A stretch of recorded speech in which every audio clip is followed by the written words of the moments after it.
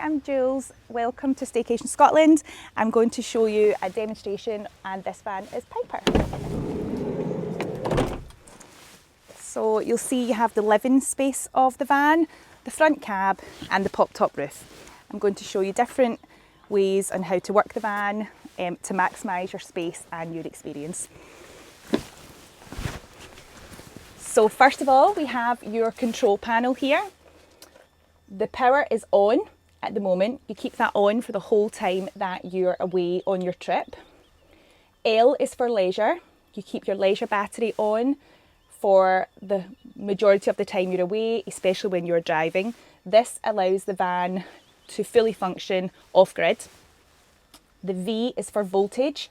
When we press that, it will always flash red unless you are hooked up to a campsite hookup. So we'll put that back to L. Your tap button is for your cold water running sink. You push that to operate the tap. And your water tank will just show you how much water is in the tank. The tank is an underslung water tank and carries around 32 litres of fresh water. Your light switches are here and here. To operate the light, you tap the button here, just lightly, about 2 centimetres in, and your LED above your kitchen will light up. You also have a light here, just behind your sliding door, which will light up there as well. We also have a strip light in the pop-top roof, which I'll show you later. Underneath, we have your fridge button. You put that on when you collect your camper van and keep that on for the whole time you're away. Here you have your 12 volt, which you can use to plug in an adapter or anything that you wish. Here we have 2 USB points. There are more around the van, which I'll also show you. Your USBs and 12 volt will work completely off your leisure battery, allowing you to charge phones, iPads and any other tablets that you need. Here we have your heating control. Your bottom arrows work your heater and your top arrows are for your cold fan. To operate your heating, you press the 3 arrows once and the light will go orange and then light yellow. To put it off again, you just press that off. To operate your fan button, you press that once and your light will come on and then again off. You can control your heating and air with the control turn up there. Here we have your cold water running sink. As I mentioned earlier, you have your tap button there, which you keep on only when you're actually operating the sink.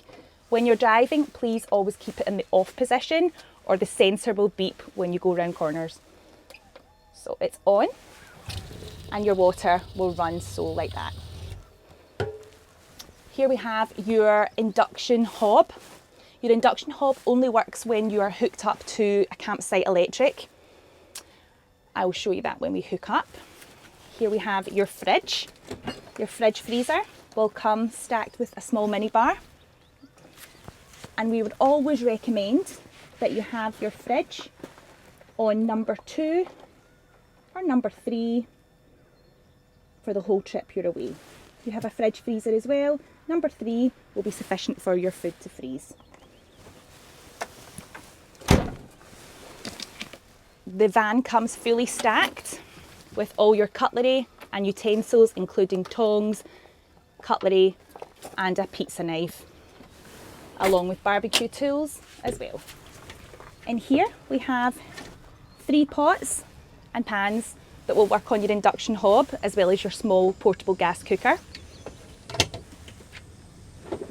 And here you have bowls, side plates, dinner plates, wine glasses, tumblers, carry-away cups, cafetiere, and we always supply a fresh Deer Green ground coffee for your cafetiere. In here we have your camping gas cooker. This is a portable gas cooker that you can use to wild camp and to take with you on a barbecue beach. We supply extra gas canisters. If you want some more, you can purchase them from us. In here we have a portable mini air fryer. Your air fryer will work on your gas, on your electric hookup, like so.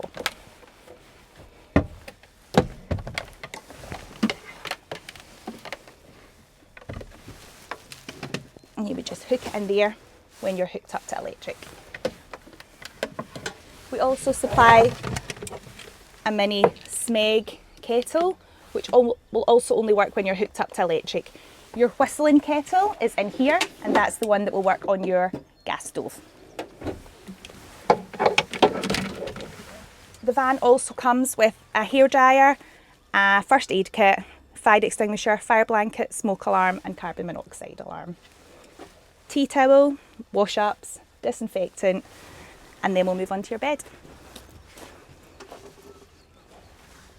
The bed operates by pulling the seat belts out, just enough to allow the bed to flow down. Then you pull your lever out and pull as long as you can. The bed will resist and try and jump back up.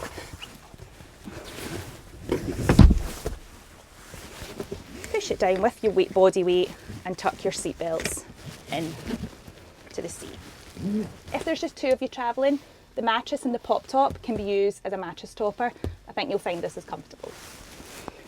To release the bed in the morning, your lever here, you push into your left until the bed releases and it just pushes up itself. Pop it back in to place and that's you set up for the day. The van comes with storage here. You have two cupboards above your kitchen for any food or items, and there is also storage in the back of the van. To ensure the fully functioning of your living space, your front seats also spin round, allowing 4 people to sit and dine or sit and enjoy the living space. Underneath your passenger seat there will be 2 levers. There's a pull lever that you'll have in a normal car to move the seat back or forward, and a stick lever which operates the spinning part. So you would pull it forward as far as it will go and then use the stick lever to spin the seat round. So your driver's seat also spins partially round, so you have to make sure that you're in first gear, your handbrake is off, and again using a bit of to and fro, pull your seat forward, find your stick lever, pull it round, pull the seat back, spin it round again, like so. Like that. The inside van table will be stored behind the driver's seat. To operate it, pull the leg up. Be careful as it's quite heavy. Clip it on to your rail.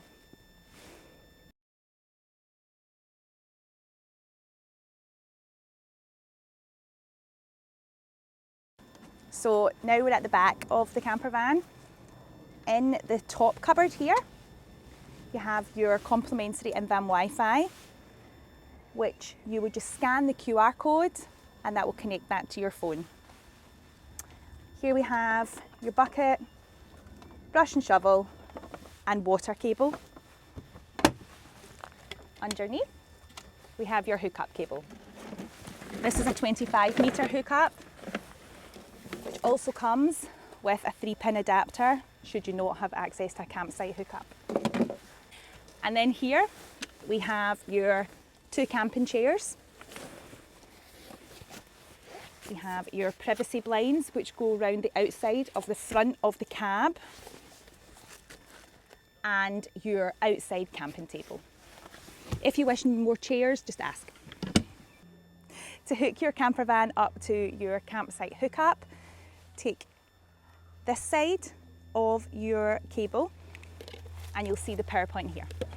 You open it up and the top lids should slide over the top of the connection. When you hear that click, you'll know it's in. Once it's hooked up to the campsite, then you can check in the van that it is working. Once you have hooked up, to check that the van is receiving power from the campsite hookup, change the L button to V, and now you'll see the lights are full. You can always check that the charger point in the van is lit up red. Now you can use your 3 pins for cooking. Your fuel tank is situated on the passenger door.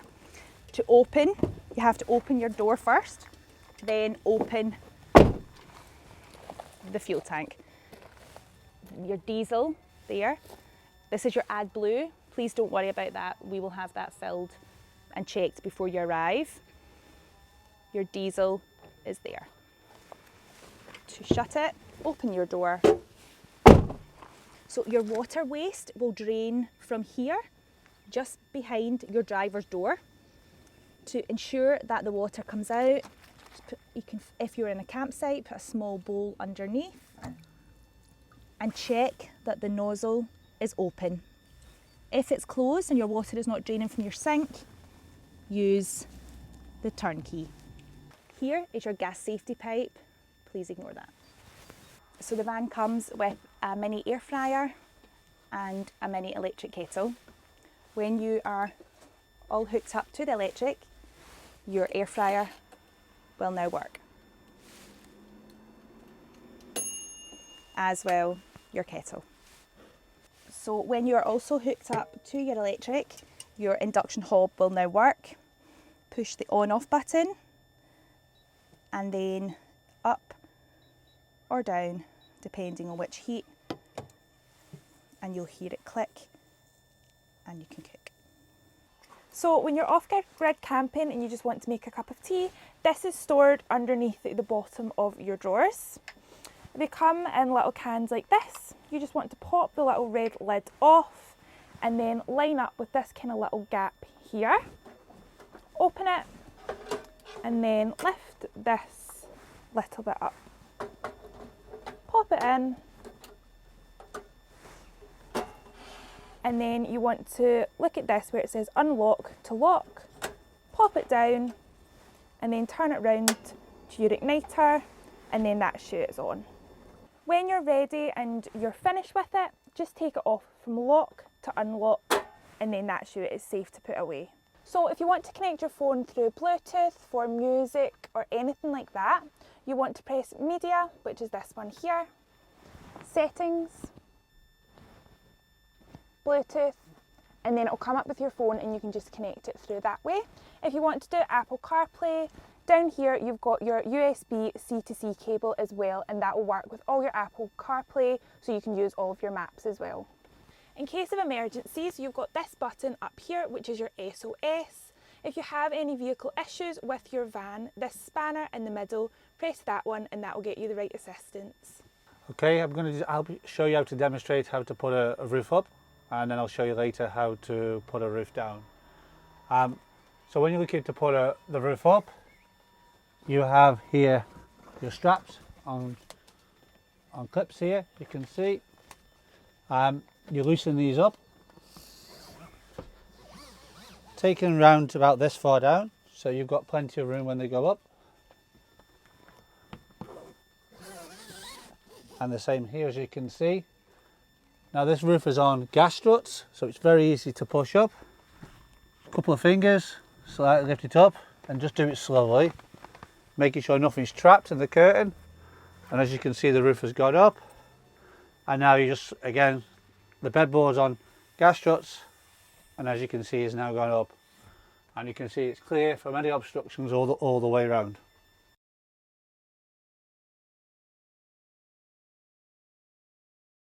Okay, I'm going to show you now how to demonstrate to bring the roof down safely. Before you start, the most important thing is to make sure there's airflow in the van as you're pulling this down and you're bringing air down. Recommendation is probably to have two routes of air to get out. So the first one will be this main door. You can then choose either the back door, or I've got a window down either side, which also should suffice. First thing you've got to do is you've ultimately got to bring the bedboard down. Again, it's quite simple, it's on gas struts, so you can see I'm doing this with one finger. Okay, now I've opened the windows. The key bit, just to make sure before you pull the tent down, as you can see the strap at the back This is actually helping to pull the tent in as you bring it down. It's really important that's fastened. If not, there's a risk of the cloth getting stuck in the axles on the outside, and then the tension would damage the cloth, and then we'd have to replace the whole tent. You've only got this space to manoeuvre, as you can see here, but it's enough space to do it. We have put handles that can help you assist you if you can't reach them, because these are high roofs to give more space for sleeping. Or if you can actually reach the main handle, please do, you can do that also, which I can. On my tiptoes, I'm pulling the roof down. I'm pulling it down slowly because you don't want the air to flow too fast. And as you can see there now, it's starting to take its weight, which is maybe about 8 inches off bringing it fully down. And as you can see, no hands. I can see now the space between the hinges, so I'm happy with that. I'm going to check the other side. And again, I can see the space between the hinges. This is where, if any damage occurs, it's always on this hinge section, so it's really, really important to make sure there's space between that. Now I'm happy. I'm going to bring the roof down completely.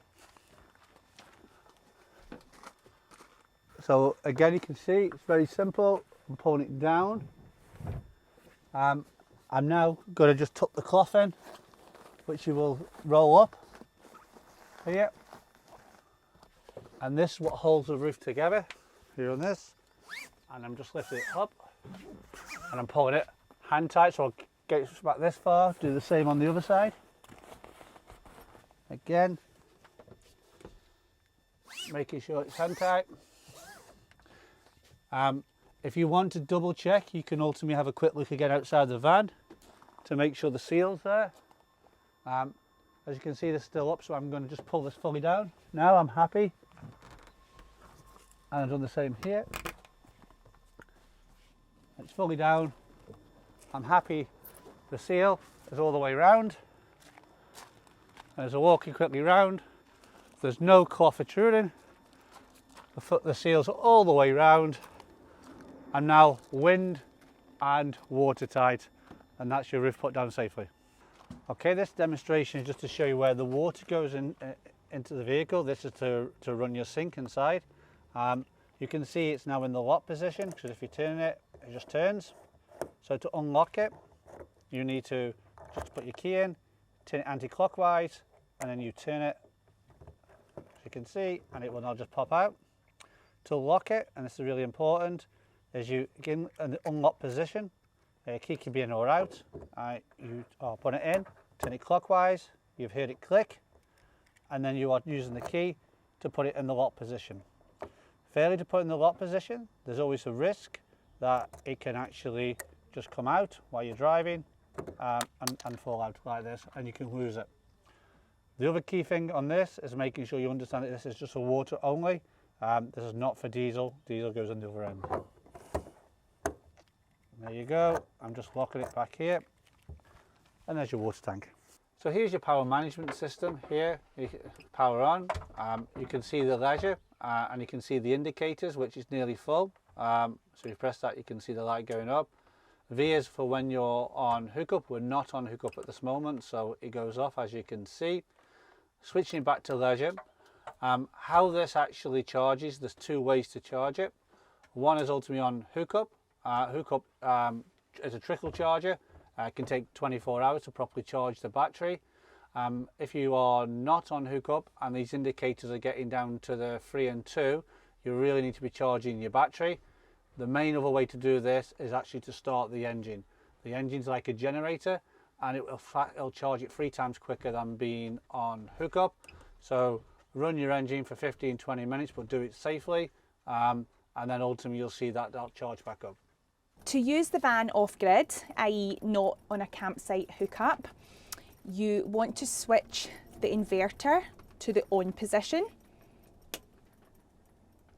This allows the van to fully function without being hooked up to a campsite. We can see here that the induction hob can now be used along with the 3-pin plug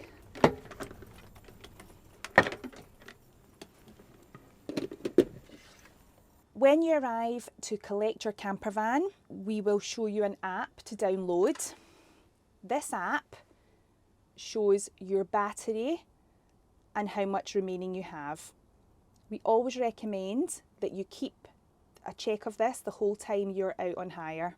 If it gets below 60%, you must turn the engine on, drive, or hook up to a campsite.